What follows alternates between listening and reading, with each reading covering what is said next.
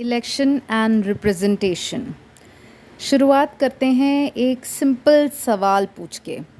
Can we have democracy without holding elections, और can we hold elections without having democracy?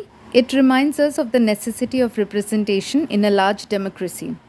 All citizens cannot take direct part in making every decision. Therefore, representatives are elected by the people. This is how elections become important. Election has today become the most visible symbol of democratic process. Direct and indirect democracy. Direct democracy किसे कहते हैं? It is one where the citizens directly participate in the day-to-day decision making and in running the government. Example, ancient city-states in Greece या फिर हमारा ग्राम सभा। लेकिन जहाँ बात lakhs and crores of people की हो रही है, तब direct democracy possible नहीं है. That is why rule by the people usually means rule by people's representatives. Citizens choose their representatives, who in turn are actively involved in governing and administering the country. The citizens have limited role in taking major decisions. They are not very actively involved in policy making. Citizens are involved only indirectly. This is indirect democracy. अब यहाँ भी twist है. Not all elections are democratic. A large number of non-democratic countries also hold elections. In fact, non-democratic rulers are very keen to present themselves as democratic. They do so by holding election in such a way that it does not threaten their rule. हम अगर चाहते हैं कि हमारे यहाँ election हमेशा ही democratic वे में हो, तो हमारी मदद कौन करे? Here comes Constitution. The constitution of a democratic country lays down some basic rules about elections. The details are usually left to be worked out by laws passed by the legislature. कुछ basic rules या सवाल जो पूछे जाते हैं वो हैं: Who is eligible to vote? Who is eligible to contest? Who is to supervise the election? ये सब ensure करते हैं कि election free and fair manner में हो. Also, पूछा जाता है, how do the voters choose their representatives? How are the votes to be counted and representatives elected? ये सब ensure करते हैं fair representation. Election system in India. There is a system of conducting elections. There are authorities and rules about do's and don'ts. In a democratic election, people vote and their preference decide who will win the contest. But there can be very different ways in which people make their choices. These different rules of the game can make a difference. Some rules can favor bigger parties. Some rules can help the smaller players. Some rules can favor majority community. Others can protect the minorities. Case study देखते हैं. एक newspaper article है. It talks of one historic moment in India's democracy. 1984 का Lok Sabha election. Congress party came to power winning 415 out of 543. Lok Sabha में उसको seat जो मिले, that was more than 80%. Such a victory was never achieved by any party in the Lok Sabha.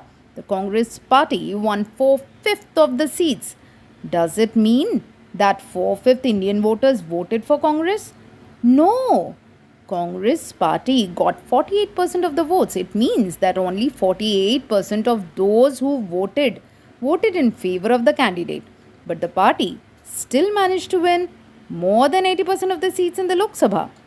BJP got 7.4% votes but less than 1% seats. This happened because in our country we follow special methods of election. Under this system, A, the entire country is divided into 543 constituencies. B, each constituency elects one representative. C, the candidate who secures the highest number of votes in that constituency is declared elected. The winning candidate need not secure a majority of the votes. This method is called the first past the post within bracket FPTP system. In the electoral race, the candidate who is ahead of others, who crosses the winning post first of all, is the winner. This method is called the plurality system. This is the method of election prescribed by the constitution. यहाँ क्या हुआ? Say, Congress party won greater share of seats than share of votes because in many of the constituencies in which its candidate won, they secured less than 50% of the votes. The votes that go to all the losing candidates go waste. For those candidates or parties get no seat. Suppose a party gets only 25% of the votes in every constituency, but everyone else gets even less. In that case, the party could win all the seats with only 25% votes or even less. Proportional representation. Example लेते हैं Israel का. Israel में once the votes are counted, each party is allotted the share of seats in the parliament in proportion to its share of votes. Each party fills its quota seats by picking those many of its nominees from a preference list that has been declared before the elections. This system of election is called the proportional representation PR system. अब PR system में भी two variations है. A. When the entire country is treated as one constituency and seats are allocated to each party according to its share of votes in the national election. B. When the country is divided into several multi-member constituencies, each party prepares a list of candidates for each constituency depending on how many have to be elected from that constituency. पहले का example है Israel and Netherlands और दूसरे का example है Argentina Portugal. यहाँ in both the variations voters exercise the preference for a party and not a candidate. The seats in a constituency are distributed on the basis of votes polled by a party. Thus, representatives from a constituency would and do belong to different parties. In India, we have adopted PR system on a limited scale. The Constitution prescribes third and complex variation of the PR system for the election of President, Vice President and for the election to the Rajya Sabha and Vidhan Parishad. Why did India adopt the FPTP system? It is a complicated system which may work in small country but would be difficult to work in a subcontinental country like India. फिर भी लिया. The reason for the popularity and success of FPTP system is its simplicity. The entire election system is extremely simple to understand even for common voters who may have no specialized knowledge about politics or election. There is also a clear choice presented to the voters at the time of election. Voters have to simply endorse a candidate or a party while voting. Depending on the nature of actual politics, voters may either give greater importance to the party or to the candidate or balance the two. FPTP system offers voters a choice not simply between parties but specific candidates. In other electoral system, especially PR system, voters are often asked to choose a party and the representatives are elected on the basis of party list. As a result, there is no representative who represents and is responsible for one locality. As a result, there is no one representative who represents and is responsible for one locality. In constituency-based system like the FPTP, the voters know who their own representative is and can hold him or her accountable. More importantly, the makers of our constitution also felt that PR-based election may not be suitable for giving a stable government in a parliamentary system. This system requires that the executive has majority in the legislature.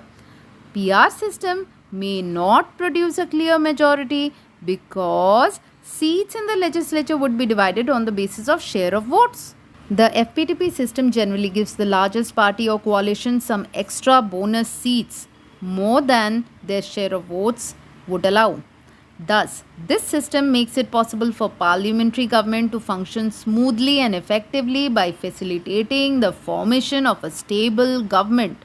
Finally, the FPTP system encourages voters from different social groups to come together to win an election in a locality.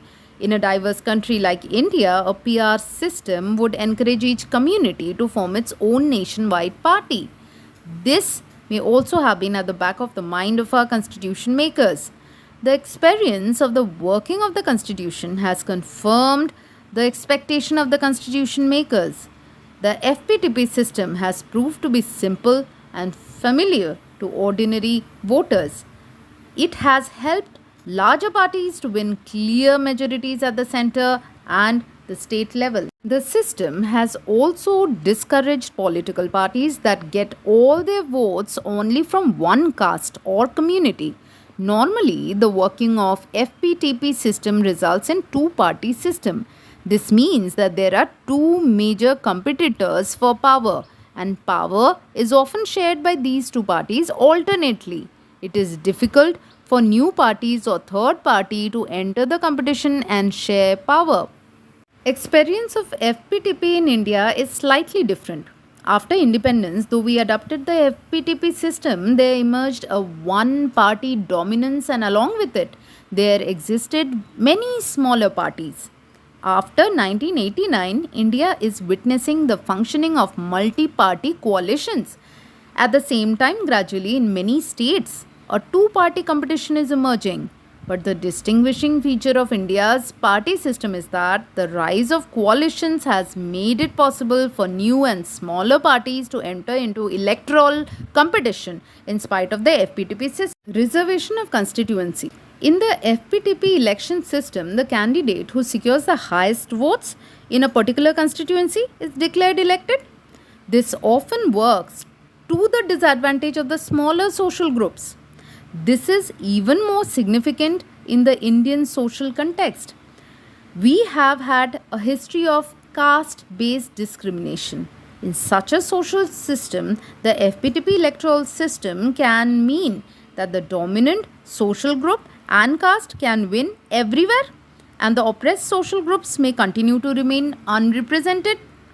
Our constitution makers were aware of this difficulty and the need to provide a way to ensure fair and just representation to the oppressed social groups. This issue was debated even before independence, and the British government had introduced separate electorates. This system meant that for electing a representative from a particular community, only those voters would be eligible who belong to that community. In the Constituent Assembly, many members expressed a fear that this will not suit our purposes. Therefore, it was decided to adopt the system of reserved constituencies. In this system, all voters in a constituency are eligible to vote, but the candidate must belong to only a particular community or social section for which the seat is reserved. There are certain social groups which may be spread across the country. In a particular constituency, their numbers may not be sufficient to be able to influence a victory of a candidate. However, taken across the country, there are a significantly sizable group. To ensure their proper representation, a system of reservation became necessary. The Constitution provides for reservation of seats in Lok Sabha and state legislative assemblies for the scheduled castes and scheduled tribes. This provision was made initially for a period of 10 years, and as a result of successive constitutional amendments has been extended up to 2020. The Parliament can take a decision to further extend it when the period of reservation expires. The number of seats reserved for both these groups is in proportion to their share in the population of India. Out of the 543 elected seats in the Lok Sabha, 84 are reserved for scheduled caste and 47 are reserved for scheduled tribe. Who decides which constituency is to be reserved? Or on what basis is this decision taken?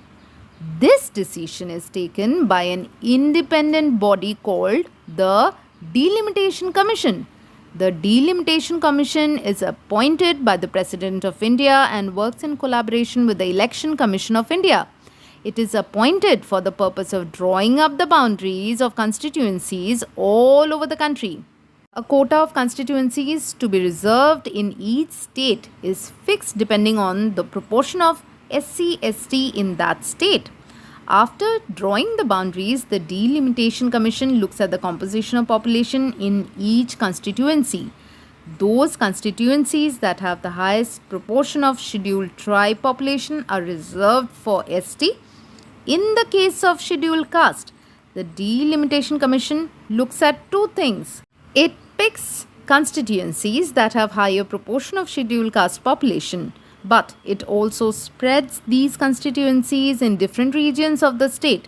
This is done because the scheduled caste population is generally spread evenly throughout the country.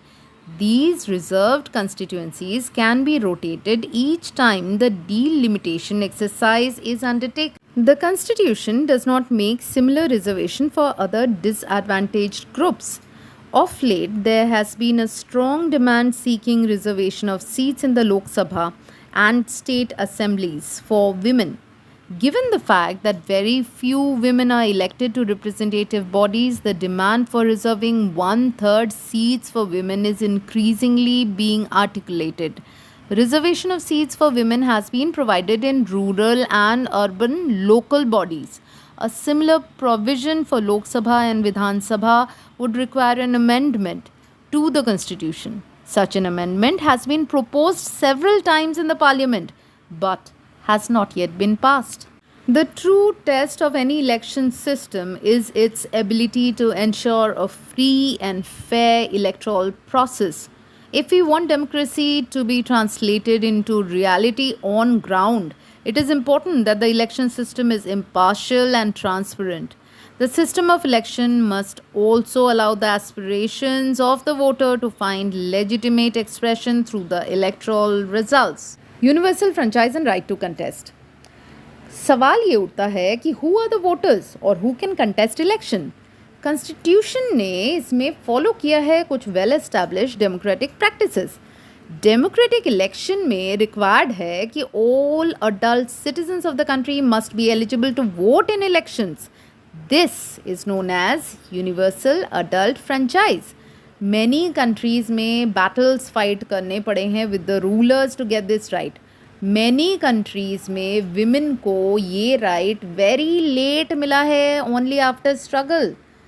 One of the important decisions of the framers of Indian Constitution was to guarantee every adult citizen in India the right to vote. पहले क्या था? Adult citizen बोले तो anybody who's as is 21. लेकिन 1989 में एक constitution में amendment लाया गया जहां ये एलिजिबिलिटी एज को रिड्यूस करके 18 कर दिया गया. मैनी पीपल थॉट, और आज भी कई ऐसा सोचते हैं कि right to vote at random आपने किसी में भी बांट दिया without considering the educational qualification, ये सही नहीं था, उचित नहीं था. But our constitution makers had a firm belief in the ability and worth of all the adult citizens as equals in the matter of deciding what is good for the society, country, constituency. ये थी बात right to vote की. अब आ जाते हैं right to contest election पे. All citizens have the right to stand for election and become the representative of the people. एक मिनिमम एज रिक्वायरमेंट है. In order to stand for Lok Sabha or Assembly election, a candidate must be at least 25 years old. कुछ other restrictions भी है, जैसे कि there is a legal provision that a person who has undergone imprisonment for 2 or more years for some offence is disqualified from contesting elections. Otherwise, restrictions in terms of income, education, class, gender, ये सब कुछ नहीं है. In this sense, our system of election is open to all citizens. Independent Election Commission. बड़े सारे countries में independent mechanism for election बोल के कुछ है ही नहीं, लेकिन इंडिया में free and fair election ensure करने के लिए कुछ एफर्ट्स किए गए हैं. उसमें से एक बहुत ज़रूरी काम जो किया गया वो है creation of an independent election commission to supervise and conduct elections. Article 324 of the Indian Constitution provides for an independent election commission for the superintendence, direction and control of electoral roll and conduct of elections in India. These words in the constitution are very important. क्यों? क्योंकि इससे समझ आता है कि election commission has a decisive role in virtually everything to do with election. The Supreme Court has agreed with this interpretation of the Constitution. To assist the Election Commission of India, there is a chief electoral officer in every state. The Election Commission is not responsible for the conduct of a local body election. The state election commissioners work independently of the Election Commission of India and each has its own sphere of operation. Election Commission of India can either be single member या multi-member body. Till 1989 ये single member ही था. Just before the 1989 general election, 2 election commissioners were appointed, making the body multi-member. Soon after the election, the commission reverted to its single member status. 1993 में भी ऐसा ही कुछ हुआ, लेकिन उसके बाद से ये मल्टी मेंबर ही रह गया.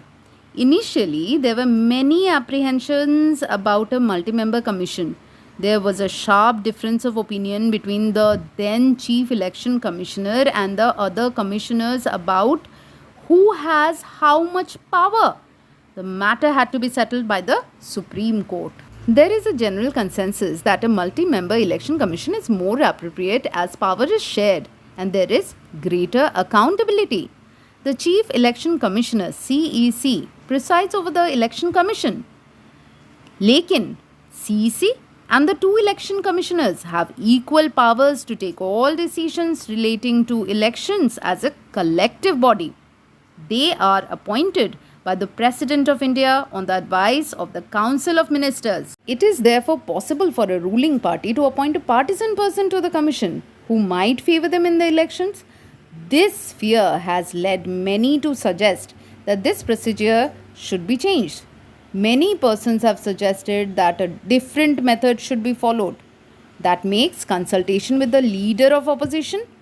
इनका भी ओपिनियन लेना है और चीफ जस्टिस ऑफ इंडिया को भी बीच में लाना है for the appointment of CEC and election commissioners. The Constitution ensures the security of the tenure of CEC and election commissioners. They are appointed for a 6-year term or continue till the age of 65, whichever is earlier. The CEC can be removed before the expiry of the term by the President if both Houses of Parliament make such a recommendation with a special majority. This is done to ensure that a ruling party cannot remove a CEC who refuses to favor it in election. The election commissioner can be removed by the President of India. The election functions of Election Commission of India देख लेते हैं. A. It supervises the preparation of up-to-date voters list. It makes every effort to ensure that the visitors list is free of errors like non-existence of names of registered voters or existence of names of those non-eligible or non-existent. B. It also determines the timing of elections and prepares the election schedule, which includes the notification of election date from which nominations can be filed, last date for filing nomination, last date of scrutiny, last date of withdrawal date of polling, and date of counting and declaration of results. C. During this entire process, Election Commission can postpone or cancel the election in the entire country or specific state or constituency on the grounds that the atmosphere is vitiated and therefore a free, fair election may not be possible.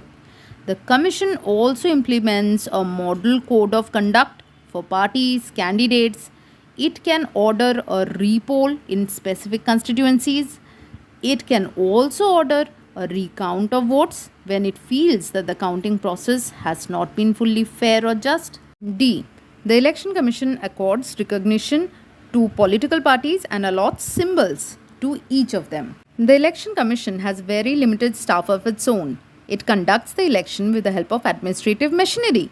However, once the election process has begun. The commission has control over the administration. Election process में जितने भी administrative officers of the state या central government लगे हुए हैं, जिन्हें election duty में लगाया गया है, उन पर EC का full control है. EC जब चाहे उनका transfer कर सकते हैं या फिर stop transfer कर सकते हैं. It can take action against them for failing to act in a non-partisan manner. Over the years, the Election Commission of India has emerged as an independent authority which has asserted its powers to ensure fairness in the election process. It has acted in an impartial, unbiased manner in order to protect the sanctity of the electoral process. The record of Election Commission also shows that every improvement in the functioning of institution does not require legal or constitutional change. It is widely agreed that the Election Commission is more independent and assertive now than it was still 20 years ago. This is not because the powers and constitutional protection of the Election Commission have increased. The Election Commission has started using more effectively the powers it always had in the Constitution. In the past 55 years, 14 Lok Sabha elections have been held. Many more state assembly elections and by-elections have been conducted by Election Commission. EC has faced many difficult situations. Example देख लेते हैं. Number 1. Holding elections in militancy affected areas like Assam, Punjab, Jammu Kashmir. Number 2. It has also faced the difficult situation of having to postpone the election process midway in 1991 when the ex-Prime Minister Rajiv Gandhi was assassinated during campaigning. 3. In 2002, the Election Commission faced another critical situation when the Gujarat Assembly was dissolved and elections had to be conducted. But the Election Commission found that unprecedented violence in that state had made it impossible to hold free and fair elections immediately. The Election Commission decided to postpone elections to the State Assembly by few months. The Supreme Court upheld this decision of the Election Commission. Electoral reforms. No system of election can ever be perfect. And in actual election process, there are bound to be many flaws and limitations. Her democratic society को constantly अपना mechanism update करते रहना पड़ता है. With the acceptance of adult suffrage, freedom to contest elections, establishment of an independent election commission, India has tried to make its election process free and fair. However, last 55 years में time to time बड़े सारे लोगों ने जैसे कि election commission, political parties, various independent groups, many scholars, all of them, they came up with proposals for electoral reform. Some of these suggestions are about changing the constitutional provisions. A. Our system of elections should be changed from the FPTP to some variant of PR system. This would ensure that parties get seats as far as possible in proportion to the votes that they get. B. There should be a special provision to ensure that at least 1/3 women are elected to the parliament and assemblies. C. There should be stricter provisions to control the role of money in electoral politics. The elections expenses should be paid by the government out of a special fund. D. Candidates with any criminal case should be barred from contesting elections even if their appeal is pending before a court. E. There should be complete ban on the use of caste and religious appeals in the campaign. F. There should be a law to regulate the functioning of political parties and to ensure that they function in a transparent and democratic manner. चलो ऐसे suggestions किए तो गए पर इसमें सबकी सम्मति नहीं हुई एंड जिन्होंने एग्री किया भी वहाँ भी कुछ लिमिट्स है to what the laws and formal provisions can do. Apart from legal reforms, there are other ways of ensuring that elections जो है ये should reflect the expectation and democratic aspirations of the people. इसमें people themselves have to be more vigilant, more actively involved in political activities. लेकिन there are limits to the extent to which ordinary people can engage in politics on a regular basis. Therefore, it is necessary that Various political institutions and voluntary organizations are developed and are active in functioning as watchdog for ensuring free and fair elections. Boxes देख लेते हैं. Proportional representation in Israel. Israel follows proportional representation system of election. Election to the legislature, Knesset, takes place every 4 years. Every party declares a list of its candidates, but voters vote for the party and not for the candidate. A party gets seats in the legislature in proportion to the votes polled by it. This allows even smaller parties with very small support base to get representation in the legislature. A party must get a minimum of 1.5% votes in order to be eligible to get seats in legislature. This often leads to a multi-party coalition government. Box में comparison देख लेते हैं FPTP और PR का. FPTP में the country is divided into small geographical units called constituencies और districts. PR में large geographical areas are demarcated as constituencies. Even the entire country can be a single constituency. Number 2. FPTP में every constituency elects one representative. PR में more than one representative may be elected from one constituency. FPTP में voter votes for a candidate. PR में voter votes for party. Number 4. FPTP में party may get more seats than votes in the legislature. PR में every party gets seats in the legislature in proportion to the percentage of votes that it gets. Number 5. FPTP में candidate who wins the election may not get majority votes. PR में candidate who wins the election gets majority of votes. 6. Example. FPTP का example है UK India. PR का example है Israel and Netherlands. How does PR work in Rajya Sabha elections? A third variant of PR, single transferable vote system, STV, is followed by Rajya Sabha elections. Every state has a specific quota of seats in the Rajya Sabha. The members are elected by the respective state legislative assemblies. The voters are the MLAs in that state. Every voter is required to rank candidates according to his/her preference. To be declared the winner, a candidate must secure a minimum quota of votes which is determined by a formula. Within bracket, ऊपर लिखना है total votes polled divided by total number of candidates to be elected plus 1. बाहर plus 1. Example, if 4 Rajya Sabha members have to be elected by the 200 MLAs in Rajasthan, the winner would require 200 divided by 4 plus 1 is equal to 40 plus 1, 41 votes. When the votes are counted, it is done on the basis of first preference votes secured by each candidate, of which the candidate has secured the first preference votes.